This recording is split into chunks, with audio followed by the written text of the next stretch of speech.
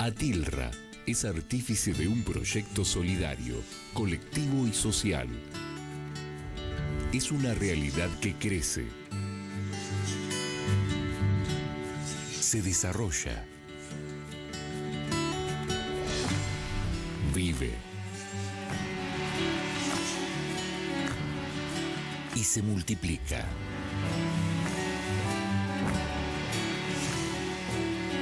Pero sobre todo, permanece en el tiempo.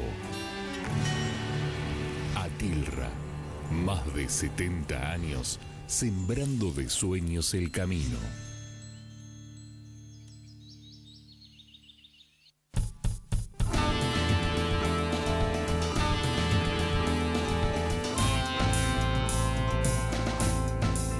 Hola, ¿cómo están? Muy buenas noches, bienvenidos a Economía 4D en días que tenemos ya con un clima, clima no solo en el termómetro por estos días de calor de fin de año, sino un clima en materia política, económica, muy caldeado. ¿Cómo estás, Gustavo? ¿Cómo te va, Agustín? Bien. Dijiste alta temperatura y alta sensación térmica, ¿no? ¿Qué escenario? Saben ustedes que en este programa íbamos a profundizar temas relacionados con la reforma laboral, con la reforma previsional, la reforma tributaria, pero constantemente se va moviendo el eje. Yo diría que hay un arte en generar maniobras disuasivas. Uno de los invitados del programa del día de hoy hizo referencia a la máscara, ¿no? Después lo vamos a presentar, esta máscara en la cual todas estas maniobras disuasivas hacen que cambiemos de eje lo que realmente está pasando en la economía y en la política. Vos querías mencionar varios temas económicos, ¿no es cierto? Sí, tal cual, porque digo, a ver, hoy vamos a hablar de política, digamos, es el tema que prevalece y vamos a hablar esta noche y tenemos muchos invitados para eso, para hablar de política. ¿Qué está ocurriendo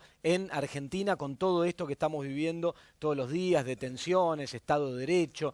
¿Qué es lo que está ocurriendo en Argentina? Y vamos a tratar de entender eso. Pero en materia económica, y es importante lo que vos decís y estas cuestiones de estrategias disuasivas, no perdamos de vista lo que está ocurriendo, es muy importante. Primero, la economía argentina, nosotros acá te lo contamos todos los programas, está muy comprometida. Totalmente. Tenemos déficit tanto en el frente fiscal como en el externo en niveles récord. El déficit comercial, los dólares que pierde Argentina por su intercambio comercial son récord absoluto, digamos. Si se llega a cumplir la proyección de cerca de 8.000 millones de resultado negativo para este año, no hay precedente en la historia de un resultado negativo tan fuerte.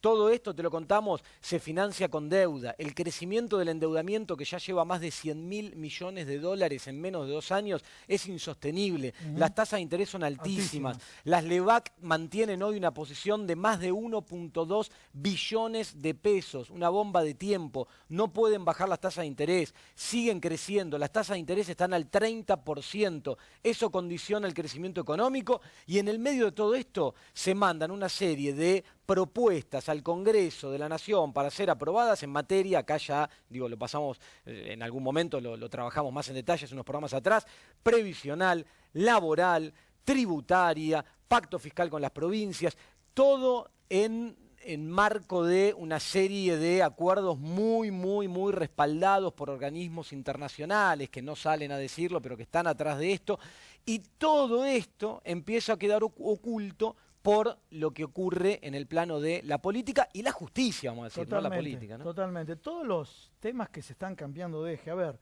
la cumbre de la Organización Mundial de Comercio.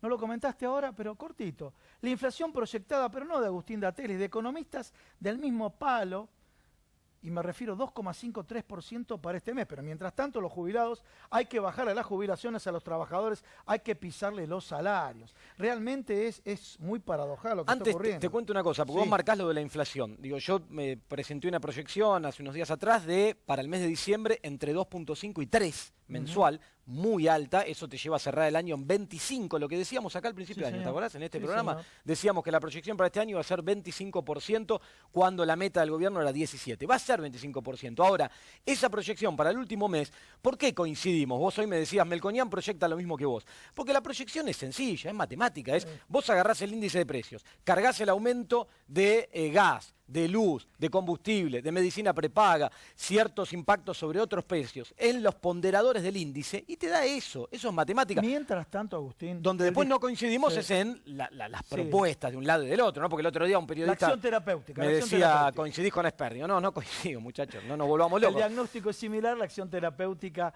es diferente. Y seguimos, porque todo lo que se está tapando, el juicio político del juez Rafecas, quien desestimó la causa de Nisman, ¿no es cierto? Por otro lado, el tarifazo, como mencionó Agustín Datelis. Por otro lado, la bochornosa silbatina que le hicieron a la doctora Miriam Bregman. Realmente, que fue condenado por todos, y no somos del palo de Miriam Bregman, pero realmente todo lo que se está tapando, una acción tras otra, y seguimos.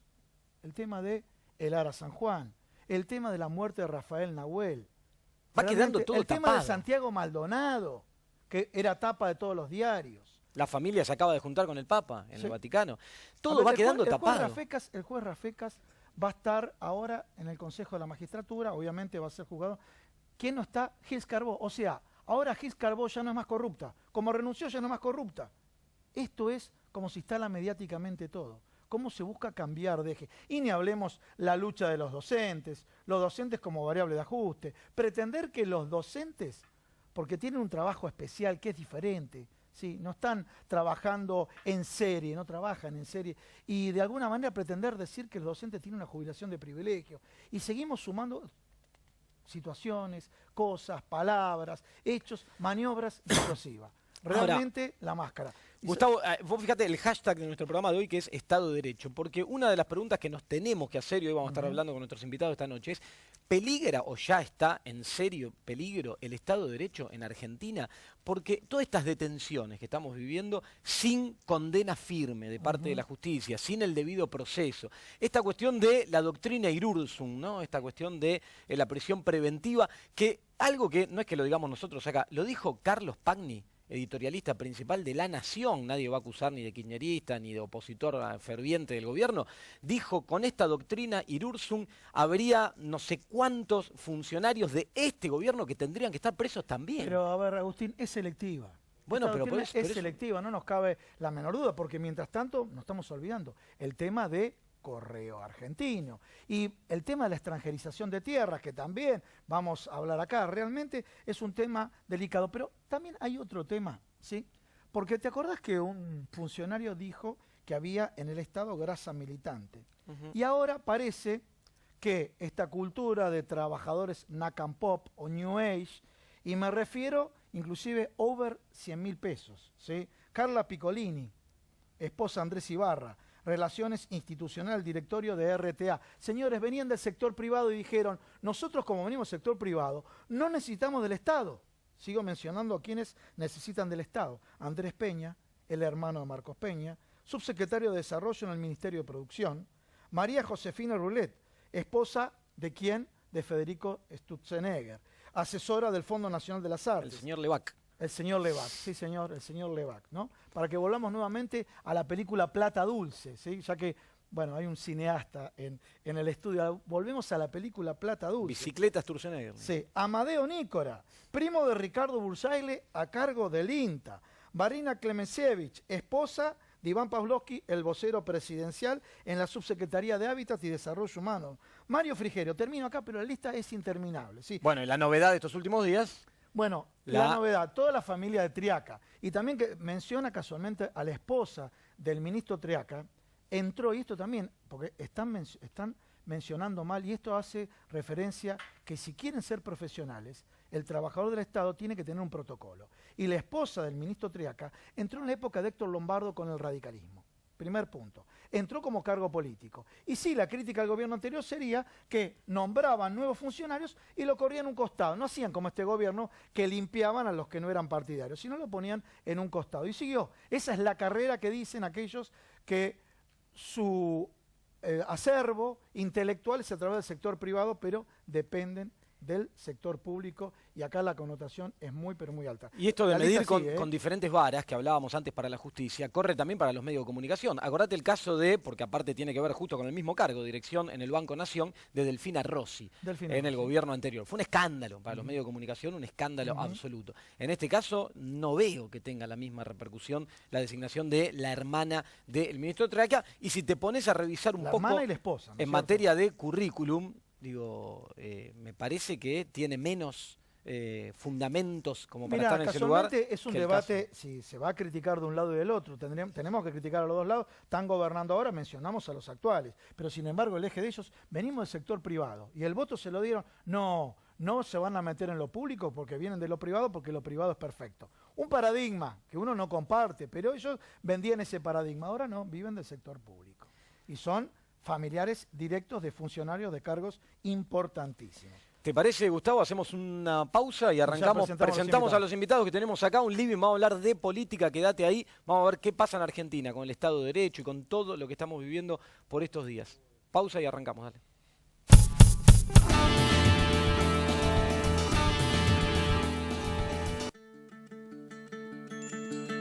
Atilra es artífice de un proyecto solidario, colectivo y social.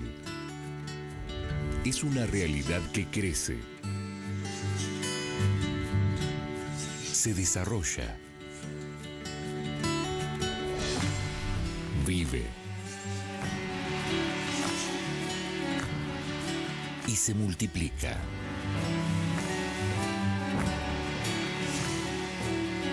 Pero sobre todo, permanece en el tiempo. Atilra. Más de 70 años sembrando de sueños el camino.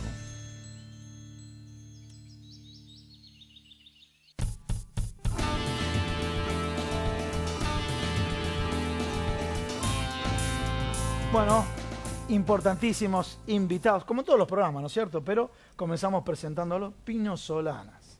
¿Cómo te va, Pino? Muchas gracias por estar en el programa. Muchas gracias. El título que había charlado de antemano contigo es La Máscara. Sí, charlamos varios. Si Charlamos gusta varios. La máscara. Hay muchos títulos, además. Pero ¿no te parece que abarca todo la máscara, Sí, las sí. maniobras disuasivas?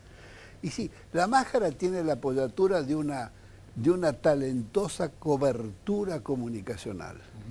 Como nunca los medios alineados con esta construcción de un nuevo poder que expresa los intereses del establishment y de la derecha dispersa que teníamos.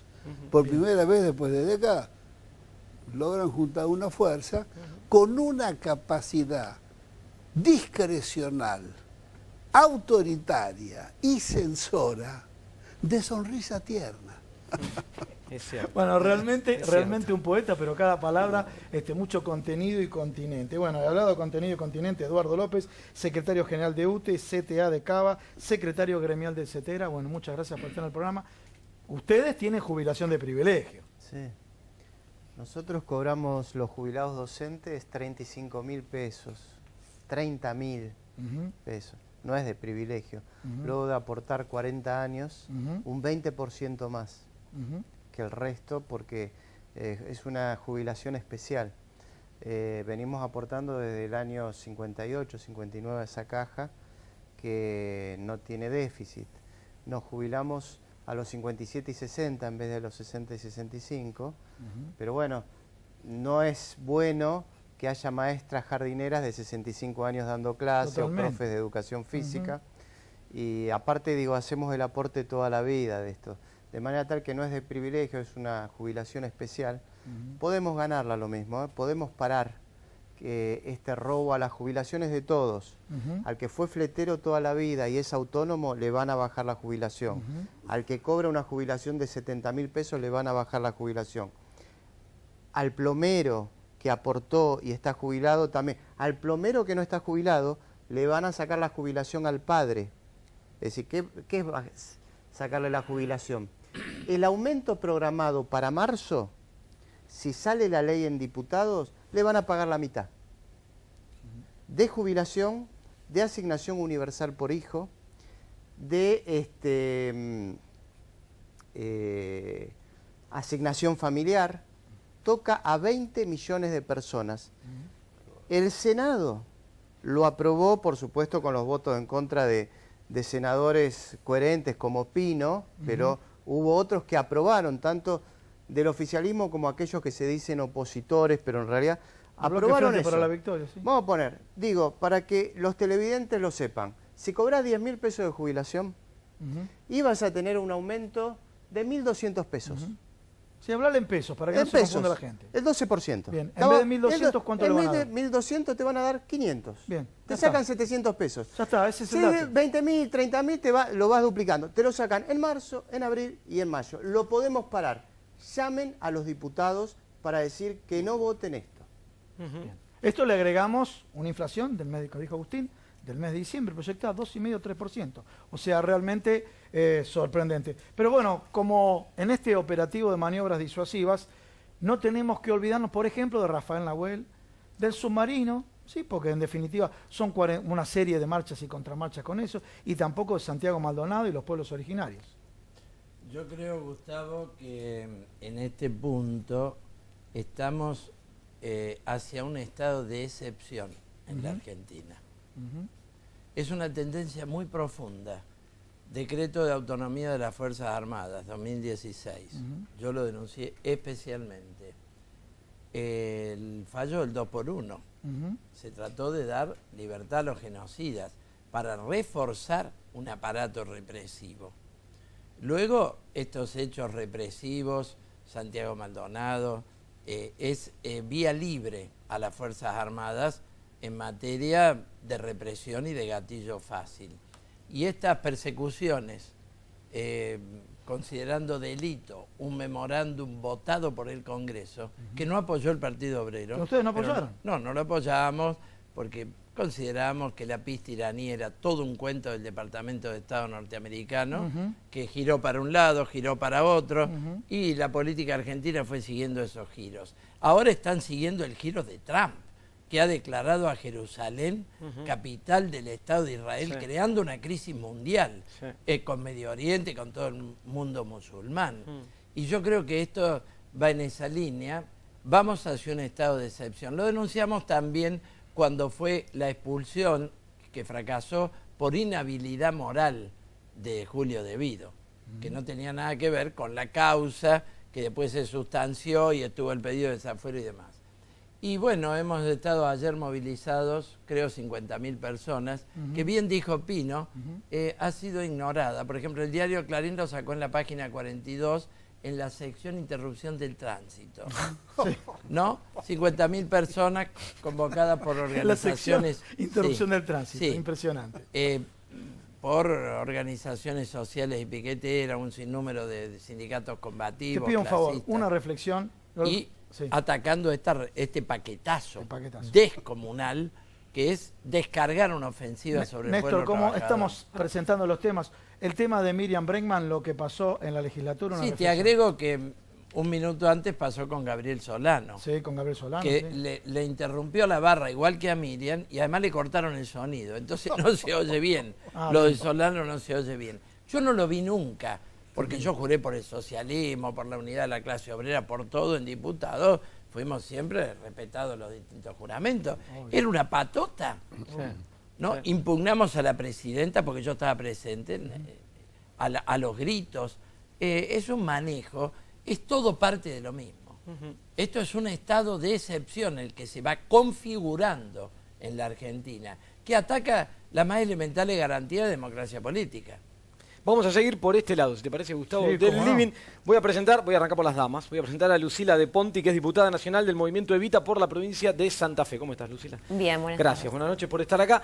Arranco con esto, las reformas. Van a la Cámara de Diputados, están todos pendientes en materia previsional, más que nada, que es la que se tiene que tratar ahora, la fórmula de los jubilados. ¿Ustedes qué posición toman del Movimiento Evita? Sí, estamos absolutamente en contra, pero hay que tener en cuenta que se pretende que tanto diputados como senadores en 3 semanas discutamos una transformación del sistema tributario, del sistema previsional, que votemos el presupuesto, que tomemos decisiones que tienen que ver con la estructura basamental del Estado argentino y de nuestra democracia. Y que esto es de una irresponsabilidad enorme, porque va a tener implicancias directas en las condiciones de vida, no solo de los jubilados, como decían recién, de 20 millones de argentinos de manera directa y de un montón más de manera indirecta. Entonces creo que a la hora de poner al Congreso en un determinado lugar, tenemos que respetar la responsabilidad a la hora de decidir cuáles van a ser nuestras decisiones con respecto a esto, porque tiene que ver con el futuro a mediano plazo de todos los argentinos. Y aquí hay cuestiones que son trascendentales y sí tomo algo que decían recién, es necesario que hablemos, que podamos hacer llegar las opiniones del conjunto de la ciudadanía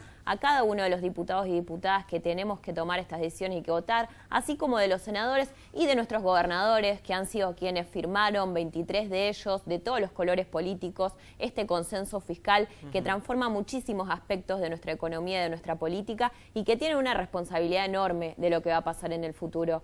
Y coincido un poco con lo que viene diciendo Néstor.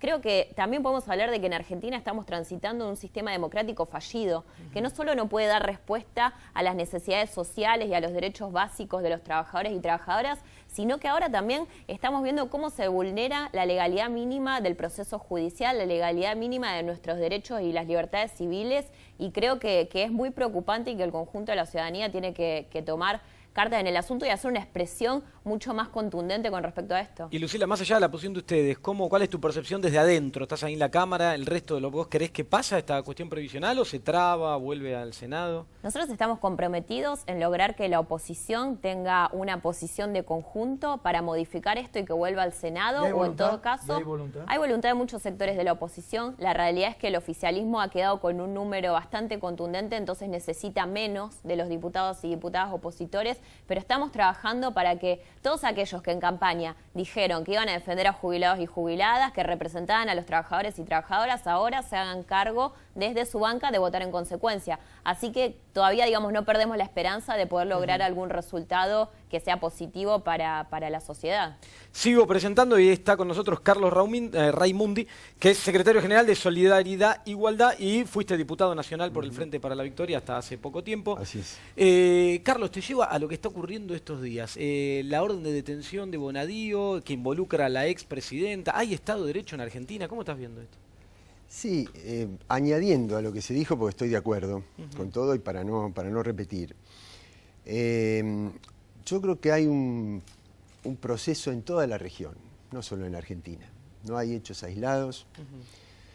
Es necesario erradicar cualquier posibilidad de retorno de los gobiernos populares y que por lo tanto hay que perseguir a sus líderes. Esto pasa en Argentina, en Brasil, elección en Honduras, en todo el continente. Por lo cual yo creo que se está configurando un Estado que tiene todas las propiedades, todos los atributos del golpe de Estado clásico sin la fuerza de choque, es decir, con menos crueldad física, al menos por el momento, pero con los otros elementos claramente configurados.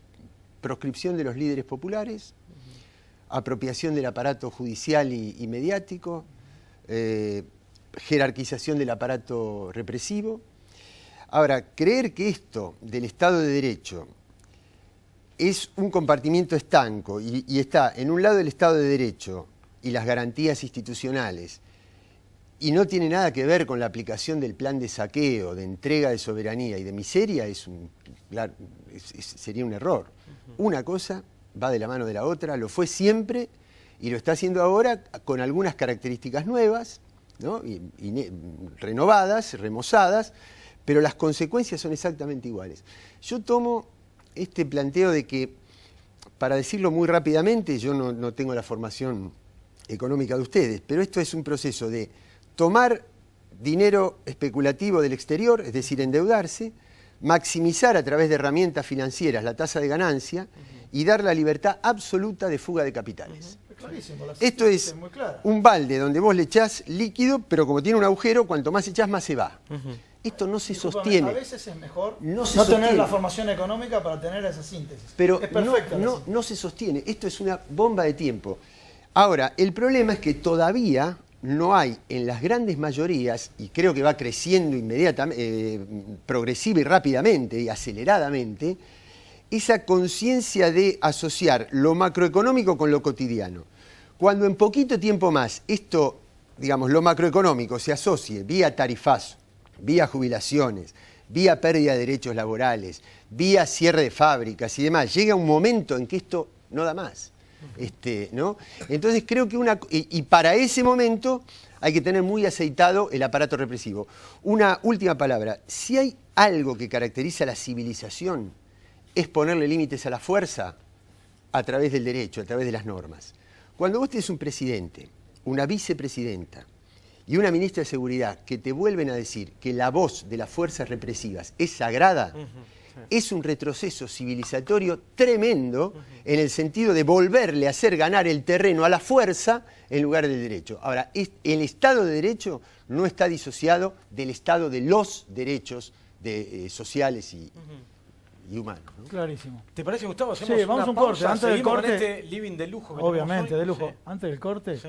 15.000 pesos, mencionó la vicepresidenta de la Nación. 15.000 pesos es demagógico que cobran los jubilados. Sí, una locura. Vamos a hablar de eso y de mucho más. Está el clima muy encendido, la temperatura muy alta, digamos, y vamos a estar hablando con este living de lujo que tenemos esta noche. Una pequeña pausa y seguimos, dale.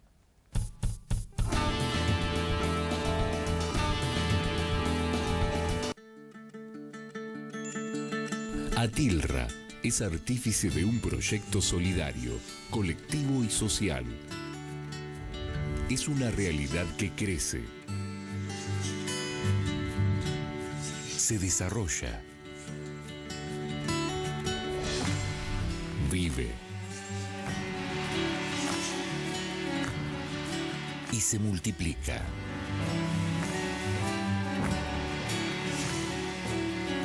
Pero sobre todo, permanece en el tiempo.